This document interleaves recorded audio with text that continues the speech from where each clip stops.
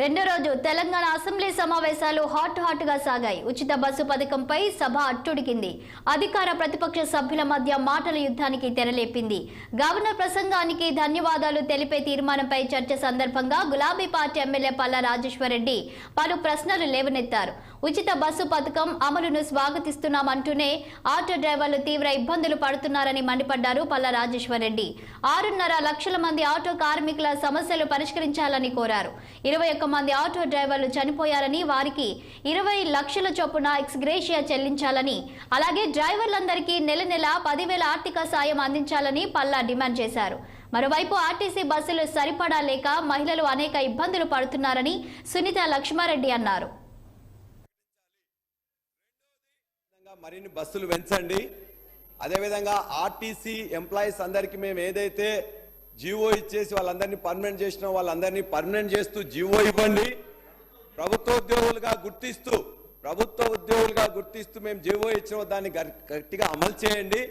మీరు చెప్పిన 6 గ్యారంటీల్లో 2 ఇచ్చినామని చెప్పింది. మీరు చెప్పింది ఎట్లా ఉందంటే, దయచేసి మీరు మాట్లాడినరు, మేము విన్నాం, మధ్యలో మాట్లాడుతున్నారు మంత్రి గారు, మీరు అందరూ కూడా కామెంట్ చేస్తే ఎట్లా? మేము విన్న తర్వాత మీరు మళ్ళా చేసుకోండి. 6 గ్యారంటీలు చెప్పినా ఎట్లా ఉన్నాయంటే, పంచపాండవులు మరిన్ని బస్సులు పెంచండి.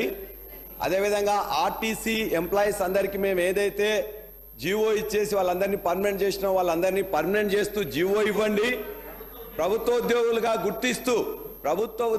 గుర్తిస్తూ మేము జీవో ఇచ్చిన దాన్ని గట్టిగా అమలు చేయండి.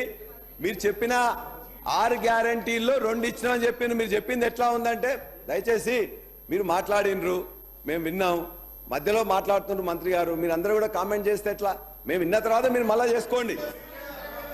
మీరు ఈ 6 గ్యారంటీలు చెప్పినా ఎట్లా ఉన్నాయంటే, పంచపాండవులు మంచం కోలవలే ముగ్గురు అని 2 ఏళ్ళు చూపించిందట.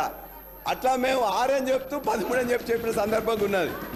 అవి 6 కావు, 13 అంశాలు. 6 గ్యారంటీలో 13 అంశాలు, మళ్ళా 420 మేము అడగట్లే, ఈ 13 అంశాల గురించి అడుగుతున్నాం. ఈ 6 గ్యారంటీల్లో ఖచ్చితంగా ఎవరైతే ఇవాళ ఆటో డ్రైవర్లు ఉన్నారో 3 డిమాండ్లు మేము ఖచ్చితంగా పెడుతున్నాం.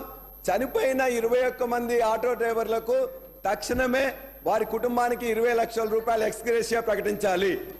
రెండోది, వాళ్ళ కుటుంబాలు ఎవరైతే ఇలా 300 రూపాయలు కిరాయి తీసుకొని, 200 డీజిల్ తీసుకొని, 500 రూపాయలు కూలి కూడా పడతలేదు కాబట్టి ఆ కుటుంబాలకి వ్యవసాయాలకు రుణమాఫీ ఎట్లిస్తున్నావో, చాలా బీద వాళ్ళు, చదువుకోని వాళ్ళు, కష్టపడుతున్న వాళ్ళందరూ కూడా ఇలా గ్రామీణ ప్రాంతం నుంచి ఇక్కడికి వచ్చింది కాబట్టి ఆటో రుణమాఫీ కూడా చేయాలని చెప్పి కూడా ఈ సందర్భంగా మేము కోరుతున్నాం.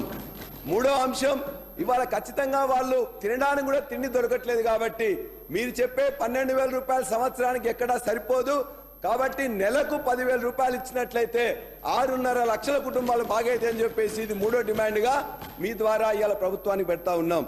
అధ్యక్ష, ఎందుకు మీరు ప్రచారం ఎంతుందో చెప్పాను. 20 లక్షల రూపాయలు 20 కోట్ల రూపాయలు చేసిండ్రు, 60 కోట్ల ప్రచారం చేసుకున్నారని. 15